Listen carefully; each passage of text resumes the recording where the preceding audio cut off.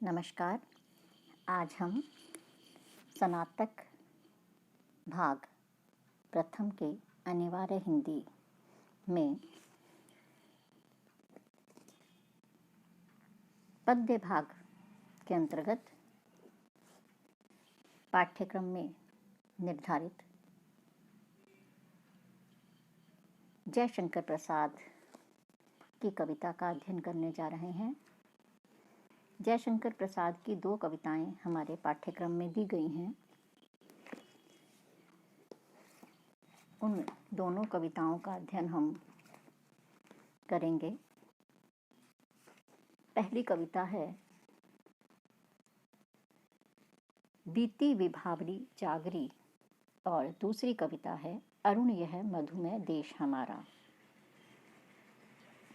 पहले हम पढ़ते हैं बीती विभावरी जागरी। हम जानते हैं कि जब हम किसी भी पद्य भाग या गद्य भाग की सप्रसंग व्याख्या का प्रश्न करते हैं तो सबसे पहले हम उस पद्यांश का परिचय देते हैं जो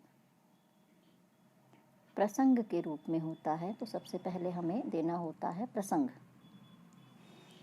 प्रसंग में हम कविता के संबंध में परिचय देते हैं कि वह किसके द्वारा रचित है और उस कविता या पद्यांश में किसके संबंध में बात की जा रही है। तो जब हम इस कविता की बात करते हैं तो हमने जैसा कि कहा, यह कविता जयशंकर प्रसाद द्वारा रचित है। बीती विभावरी जागरी,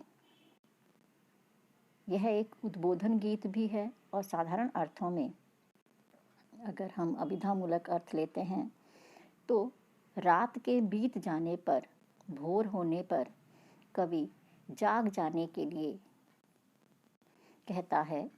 तो यहाँ हम अभिधामूलक अर्थ और कविता जो एक उद्बोधन गीत के रूप में भी है उस अर्थ में इस कविता को पढ़ेंगे।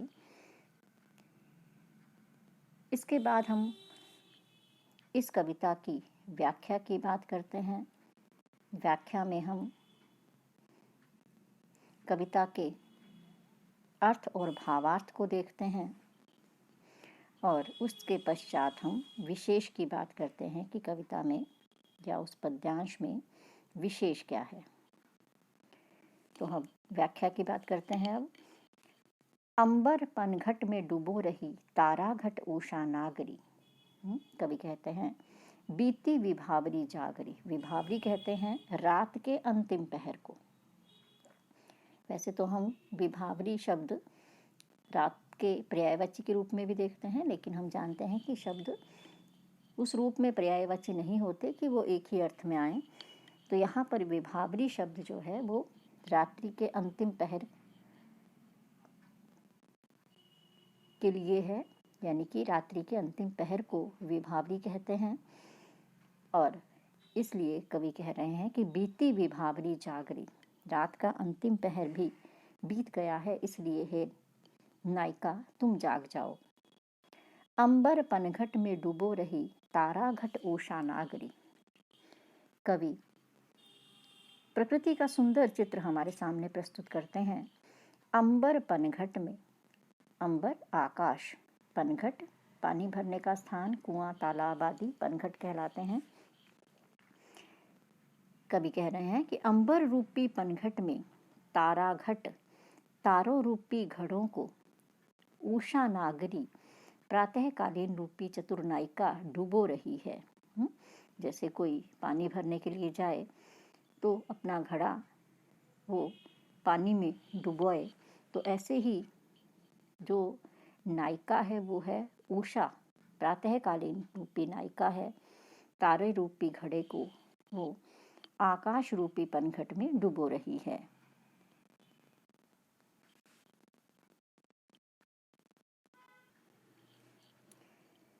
आगे कवि कहते हैं खगकुल कुल कुल सा बोल रहा, किसलय का अंचल डोल रहा, लो यह लतिका भी भर लाई। मधु मृदुल नवल रस गागरी। खगकुल, खग पक्षी, पक्षियों का समूह कुल कुल की ध्वनि करता हुआ बोल रहा है, कुल कुल की आवाज कर रहा है। हम देखते हैं कि जैसे ही कोई घड़ा पानी में डुबोया जाता है तो उसमें से बुलबुलों की आवाज आने लगती है। तो यहाँ पर भी जो पक्षियों का समूह कलरव कर रहा है वो कुल कुल की ध्वनि मानो पानी के बुलबुलों की आवाज है। किसलय का अंचल डोल रहा, किसलय नए खिले पत्ते, नए नए जो पत्ते हैं उनको कहते हैं किसलय। तो किसलय का अंबर डोल रहा, अंचल डोल रहा, उस नायिका का आंचल, ये नए नए पत्ते हैं अंचल, तो ये आंचल जो है वो किसलय नए नए पत्तों के रूप में चंचल होता हुआ हिलता हुआ दिखाई दे रहा है। लो यह लतिका भी भर लाई, और ये देखो ये लता भी शहद से अपनी कलियों के गागर को भरकर ले आई है। मुकुल, मुकुल कहते हैं कलियां, नवल रस, नए नए रस से अपनी गागर को भरकर ले आई हैं। अधरों में राग अमंद पिए, अलकों में मलेज बंद किए, तू अब तक सोई है आली, आंखों में भरे विहागरी। अब प्रातःकाल हो गया है, तुम अपने अधरों में, अपने होठों में उस अमंद तेज से युक्त, जो कभी मंद नहीं पड़ता है, कम नहीं होता है, ऐसे राग को पिए हुए, अपनी अलकों में, अपने केशों में मलयज को बंद किए हुए, हे सखी तुम अब तक सोई हो, आंखों में भरे विहागरी। विहाग अर्धरात्रि के समय गाए जाने वाला राग। तुम उसी रात के सौंदर्य में, रात के वैभव में खोई हुई सोई हो, तो हे सखी अब जाग जाओ, बीती विभावरी जागरी। अब रात बीत गई है, इसलिए हे सखी तुम जाग जाओ। विशेष में हम उद्बोधन गीत है यह। प्रकृति का सुंदर मानवीकरण यहाँ पर हमें दिखाई दे रहा है। इसके अलावा इसमें हम देखते हैं रूपक अलंकार का सुंदर प्रयोग हुआ है, और रूपक में भी इसे हम कहेंगे सांग रूपक, जहाँ अंगों सहित रूपक दिया जाता है। तो यहाँ पर सांग रूपक हमें दिखाई दे रहा है। अनुप्रास का प्रयोग भी है, भाषा शुद्ध संस्कृत निष्ठ खड़ी बोली का प्रयोग कवि ने किया है। बिंबात्मक भाषा का प्रयोग है, जो छायावादी काव्य की एक विशेषता है। अब हम दूसरी कविता की बात करते हैं। अरुण यह मधुमय देश हमारा। अरुण यह मधुमय देश हमारा, जो ये कविता हम पढ़ रहे हैं, यह जयशंकर प्रसाद के प्रसिद्ध नाटक चंद्रगुप्त से लिया गया एक गीत है, जिसमें भारत की पुण्य भूमि का गुणगान कवि ने कार्नेलिया के माध्यम से करवाया है। तो प्रसंग में हम यही लिखेंगे कि यह जो कविता है वो अरुण यह मधुमय देश हमारा चंद्रगुप्त के नाटक से, जो प्रसाद जी द्वारा रचित है, वहाँ से लिया गया है। और भारत के प्राकृतिक सौंदर्य के अतिरिक्त भारतीय संस्कृति को भी इसमें दर्शाया गया है। अरुण यह मधुमय देश हमारा, जहाँ पहुँच अनजान क्षितिज को मिलता एक सहारा। अरुणिमा से परिपूर्ण, लालिमा से परिपूर्ण, प्रेम से परिपूर्ण हमारा यह देश है, जहाँ पर अगर अनजान व्यक्ति भी कोई पहुँच जाता है, उसे सहारा मिलता है। क्षितिज भी, क्षितिज जहाँ धरती और आकाश मिलते हुए दिखाई देते हैं, क्षितिज भी जहाँ पर सहारा पाता है। सरल तामरस गर्भ विभा पर नाच रही तरुशिखा मनोहर। प्रकृति के सुंदर रूप का चित्रण यहाँ पर है। सरल तामरस, प्रातःकालीन ताम्र आभा पर नाच रही तरुशिखा मनोहर, वृक्षों की ऊंची ऊंची चोटियां मनोहर, मन को हरने वाली नृत्य कर रही हैं, नाच रही हैं, अटखेलियां कर रही हैं। छिटका जीवन हरियाली पर मंगल कुमकुम सारा, जीवन की हरियाली पर सारा मंगल कुमकुम यहाँ पर बिखरा हुआ है, छिटका हुआ है। जीवन में यहाँ पर मंगल ही मंगल दिखाई दे रहा है। लघु सुरधनु से पंख पसारे। छोटे सुरधनु इंद्रधनुष के समान अपने पंखों को पसारे हुए, जैसे छोटा सा कोई इंद्रधनुष हो, ऐसे इंद्रधनुषी पंखों को खोल करके शीतल मलय समीर सहारे, शीतल मंद सुगंधित हवा के सहारे उड़ते खग जिस ओर मुंह किए। आकाश में पक्षी जिस ओर मुंह करके उड़ने लगते हैं, समझ निज नीड़ प्यारा, वहीं पर उन्हें अपना प्यारा नीड़ दिखाई देता है, अपना घोंसला, अपना घर उन्हें वहाँ पर दिखाई देता है, उसे ही वो अपना घर समझते हैं।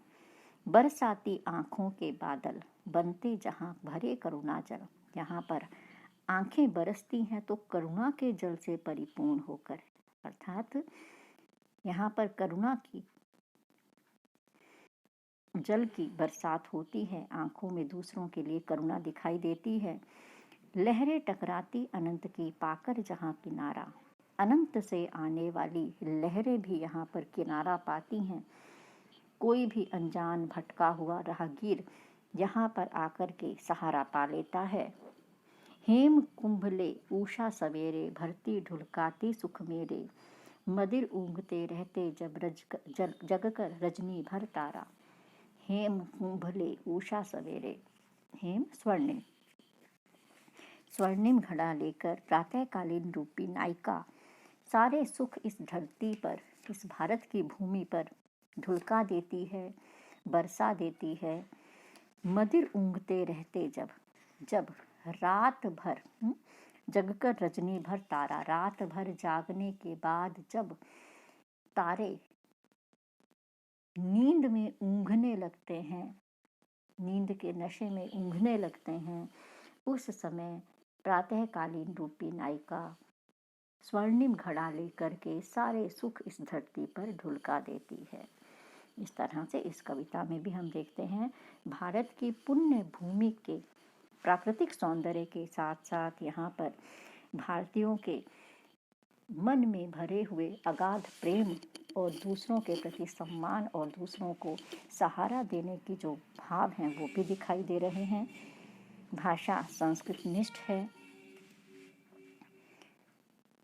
प्रकृति का सुंदर चित्रण कवि ने यहाँ पर किया है। तो इस तरह से आज हमने जयशंकर प्रसाद द्वारा रचित 2 कविताओं का अध्ययन किया है, बीती विभावरी जागरी और अरुण यह मधुमेह देश हमारा।